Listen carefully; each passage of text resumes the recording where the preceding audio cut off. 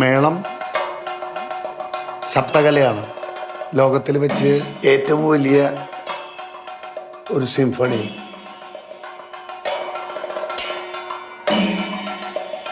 നിരവധി വാദ്യങ്ങൾ, ചെണ്ട, കൊമ്പ്, എലത്താളം, കുറുങ്കുഴൽ എല്ലാം ചേർന്ന് വലിയൊരു ശബ്ദകലയാണ്, സംഘവാദ്യകലയാണ്. അത് വാദ്യങ്ങളുടെ എണ്ണം കൊണ്ടും സമയം, ദൈർഘ്യം, അവതരണ സമയം 3-4 മണിക്കൂർ നേരം തുടങ്ങിയാൽ നിർത്താതെ ശബ്ദ വിന്യാസങ്ങളിലൂടെ, ശബ്ദസങ്കലനങ്ങളുടെ, ശബ്ദകോശത്തിൻ്റെ ഇടയിലാണ് ഈ കലാകാരന്മാർ പ്രവർത്തിക്കുന്നത്.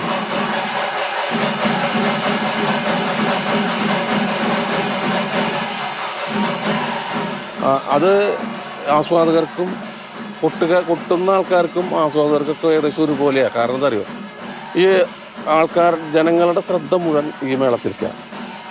ഇതിൻ്റെ ആസ്വാദകരെല്ലാം മറന്നിട്ടാണ് എല്ലാവരും ഇതിന് നിൽക്കുന്നത്. അപ്പോൾ അത് അതിൻ്റെ ഇടയിൽ നമ്മളൊന്നും അറിയില്ല, എന്ത് സംഭവിച്ചാലും. അങ്ങനെയാണ് അതിൻ്റെ അവരുടെ മനസ്സിൽ ചിന്ത ഇതിൽ ഹരം കൊണ്ട് നിൽക്കുക. പിന്നെ അതോടൊപ്പം അവർ പല ആസ്വാദനം പല രീതിയിലുണ്ടല്ലോ. അത് ഒത്തിരി കാണിക്കണം ആസ്വാദനം, ചിലർ വെറുതെ ഒന്നിങ്ങനെ കാണിക്കുന്നു. അപ്പോൾ അതിൽ തന്നെ നല്ല പല രീതിയിൽ നമുക്ക് അവരെ തിരഞ്ഞെടുക്കാൻ പറ്റും.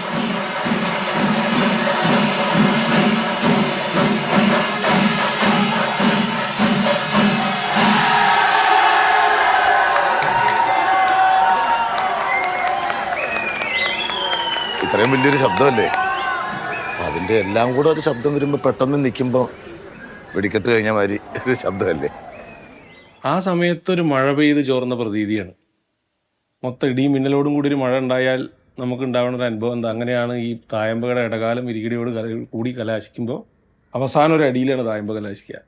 അത് ഏകതാളത്തേക്ക് മാറി ഒരു അടിയിൽ കലാശിക്കുക ചെയ്യുക. അത് കഴിയുമ്പോൾ ജനങ്ങൾക്ക് തന്നെ അതിനൊരു എഫക്റ്റ് ഉണ്ടാവും. പെട്ടെന്നെല്ലാം നിശബ്ദതയല്ലേ കേൾക്കുന്നത് തന്നെ. അപ്പം അതിൻ്റെ ഒരു മൂളൽ എന്തായാലും ചെവിക്കകത്തും ഉണ്ടാവും കുറച്ച് നേരത്തേക്ക്.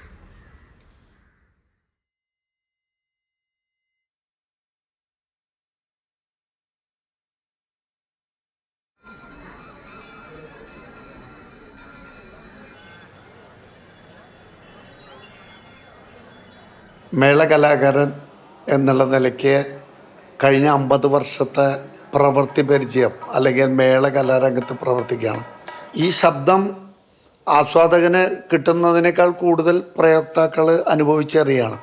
അപ്പം ഞങ്ങളൊക്കെ പറയും മേളം സ്വയം ആസ്വദിക്കണം, എന്നിട്ട് മറ്റുള്ളവരെ ആസ്വാദകർക്ക് ആസ്വദിക്കാൻ വിധത്തിനാക്കണം എന്ന് തന്നെയാണ്. നമ്മൾ സ്വയം ആദ്യം നമ്മൾ തന്നെയാണ് ആസ്വദിക്കുന്നത്. അപ്പോൾ ഈ ശബ്ദത്തിൻ്റേതായ ഗുണവും ദോഷവും ഏറ്റവും കൂടുതൽ കലാകാരന് തന്നെയാണ്. ഞാനിപ്പോൾ 50 കൊല്ലത്തിലധികമായി ഈ ഫീൽഡിൽ. എനിക്ക് കുറച്ച് ശബ്ദം കേൾക്കാൻ ഉറക്കെ പറയണം, അല്ലെങ്കിൽ ക്ലാരിറ്റിയോട് കൂടി സംസാരിക്കണം. ഞാൻ ശ്രദ്ധിക്കാതെ ക്ലാരിറ്റി ഇല്ലാതെ പതുക്കെ പറഞ്ഞാൽ ശബ്ദം കേൾക്കുള്ളൂ, കാര്യം മനസ്സിലാവില്ല. ഇപ്പോൾ താൻ പറഞ്ഞപ്പോഴും ഞാനിങ്ങനെ അടുത്തുന്നത് എനിക്ക് കേൾക്കാൻ പറ്റാണ്ടാണ്. അത് അവസ്ഥയായി അധികാരം എല്ലാവരും അവസ്ഥയാണ്. എന്തെങ്കിലും ചോദിച്ചാൽ ഞാൻ തന്നെ എന്ന് ചോദിക്കും. അത് മുഴുവൻ കേൾക്കാണ്ടല്ല, നിങ്ങൾ പറയണ ശബ്ദം ഞങ്ങളുടെ മനസ്സിന് തൃപ്തിയല്ലാണ്ടാണ്. കാരണം ഞങ്ങൾ വലിയ ശബ്ദങ്ങളാണ് പറയുന്നത്. നമുക്കിത് ബുദ്ധിമുട്ട് തന്നെ വല്ല ബാങ്കിലോ അങ്ങനെയൊക്കെ വരുമ്പോൾ നമ്മളെ ക്യാഷ്യറുടെ അടുത്ത് പോകില്ലേ, ക്യാഷ്യറുടെ അടുത്ത് പോകുമ്പോൾ അവരകത്ത് നിന്ന് പറയണത് നമുക്കൊന്നും മനസ്സിലാവില്ല. നമ്മൾ ഏന്ന് ചോദിക്കണം, ആകെ നാണക്കേടാ. അവർ ചിരിക്കുകയും ചെയ്യും അതിൻ്റെ അകത്തിരുന്ന്. കുറച്ചൊക്കെ പ്രായമായി കഴിഞ്ഞ് കഴിഞ്ഞാൽ ഒട്ടും കേൾക്കാതെ ആവും. ചിലർ പ്രായമായൊരു മേളക്കാരെ കണ്ടിട്ടില്ല എന്നൊക്കെ ചോദിക്കണേ. അപ്പോൾ ആരും കുറ്റം പറഞ്ഞിട്ട് കാര്യമില്ല. നമ്മൾ നാളെ അവസ്ഥ ഇത് തന്നെയായിരിക്കും നമ്മുടെ. അപ്പോൾ ഡോക്ടർ കണ്ടു, ഡോക്ടർ അത് എന്തൊക്കെയോ പരിശോധിച്ച് കഴിഞ്ഞിട്ട് പറഞ്ഞു ഇത് 35% ഉള്ളൂ, ഇത് അത്രയും ഇല്ല ആ ഡോക്ടർ പറഞ്ഞു. അപ്പോൾ ഒന്നും ചെയ്യാനൊന്നുമില്ല ഇനി. പിന്നെ ഓപ്പറേഷൻ ഉണ്ട്, 60 വയസ്സ് കഴിഞ്ഞാൽ പിന്നെ അത് ചെയ്യില്ല എന്ന് പറഞ്ഞു. പിന്നെ എന്തിനാ അതിന് മനക്കാരണം? വേറെന്താ?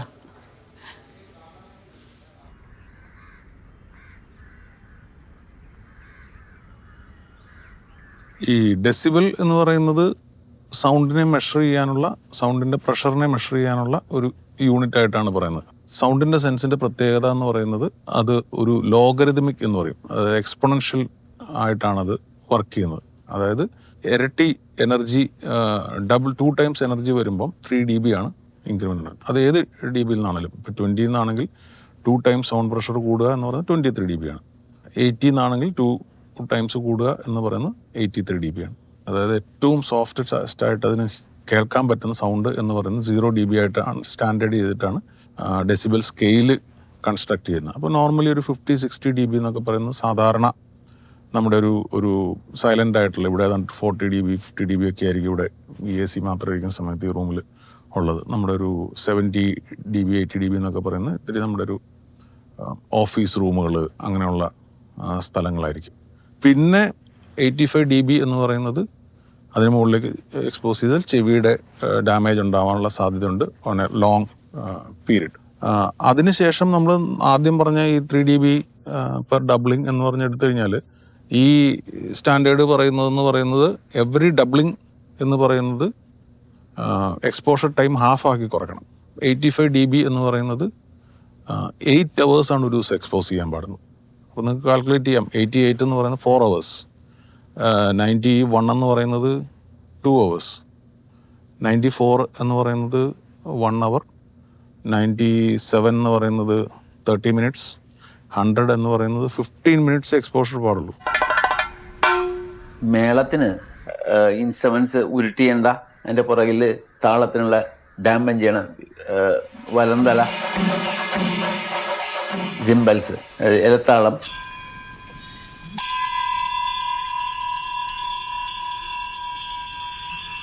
പിന്നെ റീഡ് ഇൻസ്ട്രുമെൻ്റ് ആയിട്ടുള്ള കുഴലും പിന്നെ ട്രംപറ്റും ആണ്. ഈ ഏറ്റവും കൂടുതൽ കലാകാരന്മാരിൽ ഈ പ്രശ്നമുണ്ടാക്കുന്നത് ഈ ചെണ്ടയും ഇലത്താളവും പ്രയോഗിക്കുമ്പോഴാണ്. ആ ജാതി ചെണ്ടയാവും. അതിന് 2 പേര് കയറിയാൽ തന്നെ ഞെട്ടും. വേണ്ട ഒരു ചെണ്ടത്തിൽ ആരും കോരെടുത്തിട്ട് ഒന്ന് എൻ്റെ കൂടെ കുട്ടി നോക്കിയാൽ അറിയാം. ആ മദ്ദത്തിൻ്റെ ഉള്ളിൽ കൊട്ടിയാൽ നിങ്ങൾക്ക് മനസ്സിലാവും. അതിൻ്റെ മുകളിൽ ഒന്ന് കൊട്ടിയേക്ക് വെറുതെ ചെണ്ടയുടെ മുകളിൽ.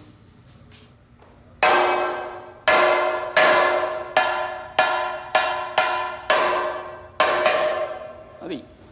ആ മദ്ദളം കൊട്ടിക്കൊന്നു. ഇപ്പം തന്നെ എൻ്റെ ചെവിക്ക് ഇതായില്ലേ, ആ 2 ഭാഗം കൂടി കൊട്ട്.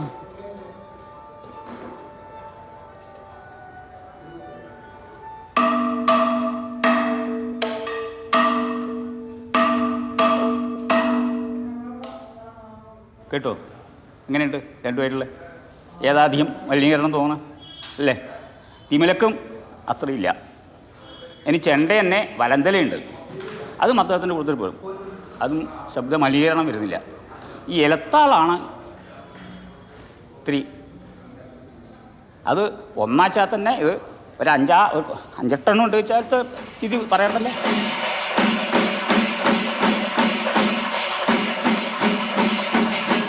അത് മരിച്ചു പിടിക്കുക ചെയ്യുക. അതിൻ്റെ അടുക്ക നിൽക്കുന്നവരെ ആപ്പീസ് കിട്ടും. അതിന് കുറ്റം പറയല്ല കേട്ടോ ഞാൻ, ആ സാധനത്തിൻ്റെ ഇതാ പറഞ്ഞ. അതിൽ ഒരു പ്രശ്നം എന്താ വെച്ചാൽ അടച്ചുള്ള ദിക്കിൽ വെച്ചാണെങ്കിലാണ് കൂടുതൽ പ്രശ്നം ഉണ്ടാവുക. മതിൽക്കകത്ത് ഇപ്പൊ ഗുരുവായൂരമ്പലത്തിലൊക്കെ ആണെങ്കിൽ നല്ല ഓളം, പുറത്തേക്ക് ശബ്ദം കേൾക്കണേ വലിയ പാടാ. അപ്പൊ അതെല്ലാം അതിനകത്ത് തന്നെ കിടക്കും. അതിന്റെ ദോഷം നമുക്ക് ചെവിക്കകത്തുണ്ടാവും. ഇതൊന്ന് സ്പ്രെഡ് ചെയ്യാനൊരു ചാൻസ് കിട്ടിക്കഴിഞ്ഞാൽ അത് ഒരുമാതിരി രക്ഷപ്പെട്ടു. ഇപ്പം 3-3.5 മണിക്കൂർ, ചിലപ്പോൾ 4 മണിക്കൂർ ഉണ്ടാവും. എന്തായാലും ഇവിടെയൊക്കെ നിലവിൽ കുറച്ച് ഒരു 2-2.5 എന്തായാലും ഉറപ്പാണ്. ഒരു 30-40 പേരുടെ മേളത്തിന് അത്ര എഫക്റ്റ് ചെയ്യില്ല. ഇത്രയും ഇവിടേക്ക് ഇത്രയൊക്കെ വരുമ്പോൾ 130-140 പേര് ആൾക്കാരുണ്ട്. നമ്മളെ സംബന്ധിച്ച് ഒരു കുഴപ്പം വരുന്നില്ല, നമ്മളത് ആസ്വദിച്ച് നിൽക്കുന്ന കാരണം വിഷയമില്ല. പക്ഷെ ഭാവിയിൽ അത് നോക്കുമ്പോൾ ചിലപ്പോൾ അതിന്റെ റിസൾട്ട് വരുമ്പോൾ ചെവിട്ട് ഇത്തിരി കേൾവി കുറവ് ഉണ്ടാവുമായിരിക്കും.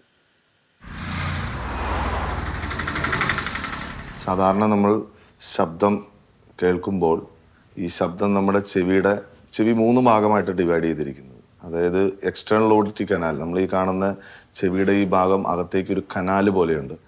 ആ കനാൽ വഴി ശബ്ദം സഞ്ചരിച്ച് ചെവിയുടെ പാട എന്ന് നമ്മൾ കേട്ടിട്ടില്ല, ആ പാടയിലേക്ക് ശബ്ദം വീഴുന്നു. അതിൽ നിന്നും ചെവിയുടെ അടുത്ത പാർട്ടുണ്ട്, മിഡിൽ ഇയർ എന്ന് പറയും, 2ാമത്തെ ഭാഗം. ഈ 2ാമത്തെ ഭാഗത്തിൽ 3 ചെറിയ എല്ലുകളുണ്ട്. അതിലൂടെ ശബ്ദം സഞ്ചരിച്ച് ചെവിയുടെ 3ാമത്തെ അറയുണ്ട്, 3ാമത്തെ ഭാഗം, അതാണ് ഇന്നർ ഇയർ എന്ന് പറയുന്നത്. അതിൻ്റെ ഉള്ളിലാണ് നമ്മുടെ കേൾവിശക്തി മെയിൻറ്റെയിൻ ചെയ്യുന്ന ഞരമ്പുകളും അതുപോലെ തന്നെ ബാലൻസിൻ്റെ അവയവങ്ങളും ഇരിക്കുന്നത്. അപ്പം അതിൽ ഈ എല്ലുകൾ വഴി സഞ്ചരിച്ച് മൂന്നാമത്തെ അറയിലേക്ക് ശബ്ദം എത്തി പിന്നീട് അവിടെ നിന്ന് അത് ഞരമ്പുകൾ വഴി സഞ്ചരിച്ച് തലച്ചോറിലേക്ക് എത്തുന്നു. അത് അവിടെ നമ്മൾ ശബ്ദമായിട്ട് കേൾക്കുന്നു. ഇതാണ് ചെവിയുടെ ബേസിക് പ്രവർത്തനം. അപ്പം ഇതിൽ 2 തരത്തിലുള്ള കേൾവിക്കുറവുണ്ട്. ഈ എല്ലുകൾക്ക് ഡാമേജ് വന്ന അല്ലെങ്കിൽ അവരുടെ കണ്ടിന്യൂറ്റി പോയിട്ട് ഉള്ള കേൾവിക്കുറവ് ഒരു പരിധി വരെ നമുക്ക് റിപ്പയർ ചെയ്യാൻ പറ്റുന്നതാണ് സർജറിയിലൂടെ. പക്ഷെ ഈ ഞരമ്പുകൾക്ക് വരുന്ന ഡാമേജ് നമുക്കതിനകത്ത് മരുന്നോ അല്ലെങ്കിൽ അത് റിപ്പയർ ചെയ്യാനോ പറ്റാത്തൊരു കാര്യമാണ്. പൊതുവേ ഞരമ്പുകൾക്ക് ഡാമേജ് വരുന്നത് ഇപ്പോൾ സാധാരണ പല കാരണങ്ങളുണ്ട്. ഏജ് റിലേറ്റഡ് ആയിട്ട്, പ്രായം കൊണ്ട് വാർദ്ധക്യപരമായിട്ട് വരാം. അല്ലാതെ കോമൺ ആയിട്ട് നമ്മുടെ ഒരു യങ് ഏജിലോ അല്ലെങ്കിൽ ഒരു മിഡിൽ ഏജിലോ ഒക്കെ വരുന്നത് ഒരുപാട് ഉച്ചത്തിലുള്ള ശബ്ദത്തിനോടുള്ള ദീർഘകാലമായിട്ടുള്ള എക്സ്പോഷർ. ഇനി കേൾവിക്കുറവ് സംഭവിക്കുന്നത് ഏകദേശം ഒരു ഡ്യൂറേഷൻ, അതായത് ഒരു ദിവസം നമ്മൾ എത്ര മണിക്കൂർ ഇതിൽ ഈ ലൗഡ് നോയ്സ് എക്സ്പോസ്ഡ് ആകുന്നു, അതുപോലെ തന്നെ അത് ഡെയിലി ഉണ്ടോ അല്ലെങ്കിൽ അത് എപ്പോഴെങ്കിലും ഉള്ളോ അതിലുമൊക്കെ ഡിപ്പെൻഡ് ചെയ്തിരിക്കും. അപ്പം അതനുസരിച്ചാണ് അതിൻ്റെ പ്രോഗ്രസ്. ഇപ്പോൾ എല്ലാ ആഴ്ചയിലും ഒരു 4 മണിക്കൂർ അല്ലെങ്കിൽ ഒരു 3 മണിക്കൂർ ചെണ്ടമേളത്തിൻ്റെ എക്സ്പോഷർ ഉണ്ടെങ്കിൽ തീർച്ചയായിട്ടും അത് ഗ്രാജുവലി ഒരു കേൾവിക്കുറവിലേക്ക് പോകും. അത് പെട്ടെന്ന് പ്രോഗ്രസ് ചെയ്യാനും സാധ്യതയുണ്ട്.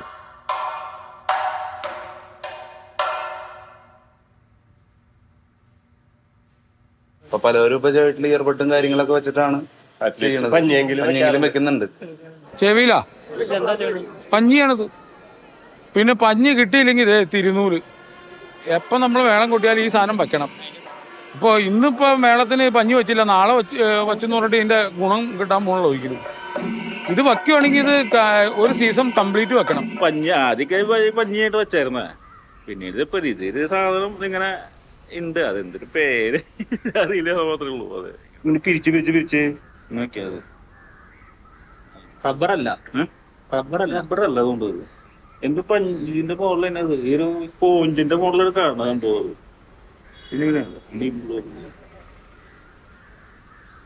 പഞ്ഞേക്കാളിൽ ഇത്തിരി കൂടി ബെറ്റർ. അത് ഉപയോഗിച്ച് നോക്കാൻ പാടില്ല. ഞാനിതുവരെ അങ്ങനെ ടെസ്റ്റ് ചെയ്ത് നോക്കിയിട്ടില്ല. അതൊരു വൃത്തികേടായിട്ട് എനിക്ക് തോന്നുന്നു. ചെവിക്കകത്തൊക്കെ പഞ്ഞി കയറ്റി വെച്ചിട്ട് അത് പ്രത്യേകിച്ച് നടുക്കൊക്കെ നിൽക്കുമ്പോൾ അത് ബുദ്ധിമുട്ടാണ്.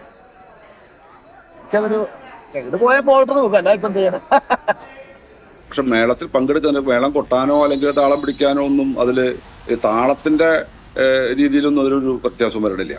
പക്ഷെ നേരത്തെ സൂചിപ്പിച്ചതുപോലെ ആ മേളത്തിൻ്റെ തനതായ ഭംഗി, തനതായ സ്വാദ് അനുഭവിക്കാൻ ബുദ്ധിമുട്ടുണ്ടാവും. അതിൻ്റെതായ അർത്ഥത്തിൽ ആസ്വദിക്കാൻ ബുദ്ധിമുട്ടുണ്ട്. വെക്കാറില്ല. അത് വെച്ച് കഴിഞ്ഞാൽ നമുക്ക് ആ കൊട്ടണേന്റെ ഒരു സുഖം ഫീല് കിട്ടില്ല ശരിക്കും. അത് നമ്മൾ ആ താളം പിടിക്കുമ്പോൾ നമുക്ക് വ്യത്യാസമുണ്ട്. ഒരു മൈന്യൂട്ടായിട്ട് വ്യത്യാസം വരും. നമുക്ക് കൃത്യം പിടിക്കുന്നതിന്റെ ഒരു മൈന്യൂട്ടായിട്ട് വ്യത്യാസം വരും. കാലം കയറുന്നതിന്റെ നമുക്ക് ശരിക്കും ഫീല് കിട്ടില്ല. സ്ഥിരമായിട്ട് വച്ചോണ്ടിരുന്ന ശീലം ഉണ്ടെങ്കിൽ കുഴപ്പമില്ല. തുടക്കം തൊട്ട് വെച്ചിരുന്നെങ്കിൽ വെച്ചിരുന്നെങ്കിൽ കുറച്ച് മാറ്റം ഉണ്ടാവണമെന്ന് വിചാരിക്കാം. കാരണം പലരും പറയുന്നത് തുടക്കം തൊട്ട് വെച്ച് കഴിഞ്ഞാൽ ഒരു ഇത്രയും പ്രശ്നം വരില്ല എന്നാണ് പറയണത്. നമുക്കത് അന്നത് അത്ര തോന്നിയില്ലേ. മേളത്തിന്റെ ആത്മകഥയില് നമ്മളങ്ങനെ ഇടത്താളം കൊട്ടി ആദ്യം ഇടത്താളക്കാരനെ ഇടത്താളം കൊട്ടി ഇങ്ങനെ വന്നപ്പോഴാണ് ഒരു തുടക്കത്തിൽ ഉണ്ടാവാത്ത കാരണം ഒരു ബുദ്ധിമുട്ട്. കേൾവി വല്ലാണ്ട് കുറവുണ്ട്, ഉറപ്പ് പറയുന്ന വേണം. ഇനി കൂടുതൽ വരരുത് വെച്ചിട്ടാണ് നമ്മൾ ഇത് ഇങ്ങനെ വെച്ച് തുടങ്ങണത്. ഇതിന് മാറ്റം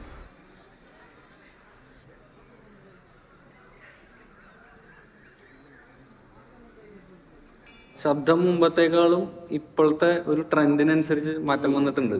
അതായത് പല സ്ഥലങ്ങളിലും കൂടുതൽ ഈ കൂട്ടിപ്പിടുത്തങ്ങളും പിന്നെ ഏലത്താളിലെ ഇടകാലത്തിലുള്ള ചില കുത്ത് എന്നൊക്കെ പറയുന്ന പോലെ നമ്മൾ അങ്ങനെയുള്ള കാര്യങ്ങളൊക്കെ ഇപ്പോൾ ഈ ഒരു കുറച്ച് കാലത്തിനുള്ളിൽ വന്നിട്ടുള്ള കാര്യങ്ങളാണ്. അങ്ങനെയാകുമ്പോൾ ഇതിൻ്റെ ശബ്ദം വർദ്ധിക്കുന്നതാണ്. എന്നുവെച്ചപ്പോൾ ആളുകളെ ഹരം കൊള്ളിക്കാൻ ഇതിപ്പോൾ എത്രയോ കാലം കയറണോ അത്രയും കേമമായി എന്നാണ് ഇപ്പോഴത്തെ ഒരു ആസ്വാദക വൃന്ദത്തിൻ്റെ അവർക്ക് തൃപ്തിയാവണമെങ്കിൽ. പക്ഷേ നിലവിൽ ഉണ്ടാവണ അനുഭവം അതേവരെ കൊട്ടിക്കൊണ്ടൊന്നും ഇല്ലാണ്ടാവുകയാണ്. ഇപ്പോഴാവുമ്പോൾ അതില്ല. എല്ലാവരുടെയും ഈ മസിൽ പിടുത്തം മാത്രമേ കേൾക്കുള്ളൂ. അതിനിടയിൽ കൊട്ടി കേൾപ്പിക്കണ ആളുകൾ വളരെ വിരളമാണ്. അങ്ങനത്തെ പ്രാന്തന്മാരെ ഇപ്പോൾ വരണതേ. പണ്ടത്തെ മേളാസ്വാദകർ എന്ന് പറഞ്ഞാൽ അങ്ങനെയൊന്നുമില്ല. അവർ മാറി ഒരിക്കലും നിന്ന് കേൾക്കണം ആസ്വാദകരുണ്ട്. ഇപ്പം തുള്ളലും ബഹളമാണ്. അത് വേണമെങ്കിൽ അടുത്തൊന്ന് നിൽക്കണം. അവർ ഈ ഹരമായിട്ടെന്ന് പറഞ്ഞാൽ ഹരത്തിൻ്റെ ഒരു ആസ്പെക്റ്റ് ഈ ലൗഡ്നെസ്സാണ്. മറ്റേ ഈ ഇങ്ങനെ മുഴയും കേൾക്കണം. അപ്പോൾ അങ്ങനത്തെ ആൾക്കാർക്കാണ് ഇപ്പോൾ മാർക്കറ്റ്. അപ്പോൾ പഴയ ഒരു ഒതുക്കിക്കൊട്ടുന്ന ആൾക്കാർക്ക് ഇപ്പോൾ മാർക്കറ്റില്ല. ആ ഒരു ട്രെൻഡാണ് പ്രശ്നം ഉണ്ടാക്കുന്നത്. കാരണം അതിൽ നിന്നൊന്ന് വിട്ട് നമ്മളതിൻ്റെ ഈസ്തെറ്റിക്സ് നോക്കാൻ മനസ്സിലായി കഴിഞ്ഞാൽ നമ്മൾ മാറി നിന്ന് കേട്ടോളും. അങ്ങനെയാണെങ്കിൽ ഒരു നല്ല പ്രശ്നം ഉണ്ടാവില്ല എന്നുള്ളതായിരിക്കും അത്. പക്ഷേ ഈ പ്ലേയേഴ്സ് ഇത് വായിക്കണവർക്ക് ഇവരതിൻ്റെ നടുക്ക് നിൽക്കുക. ഇത് അവരുടെ കഞ്ഞിയുടെ പ്രശ്നമാണ്.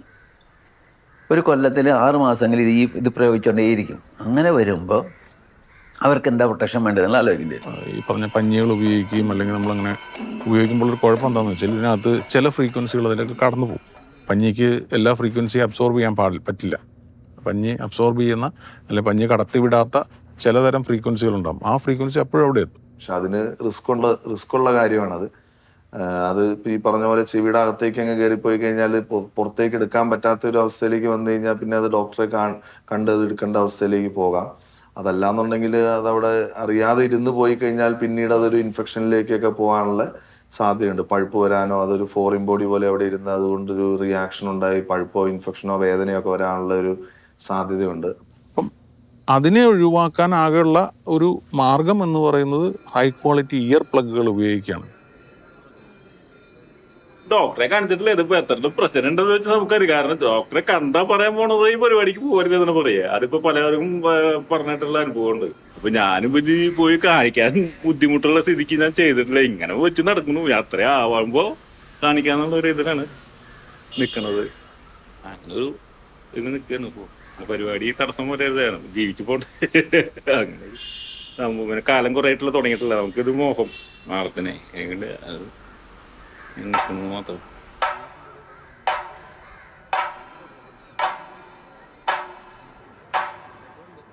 ഇതൊന്നും പണ്ടൊന്നും ആരും അങ്ങനെ ചെയ്തിരുന്നില്ല. ആരോഗ്യ സംരക്ഷണം നമ്മുടെ പൂർവികര് കലാരംഗത്ത് പ്രവർത്തിക്കുന്നവരാരും ശ്രദ്ധിച്ചിട്ടില്ല.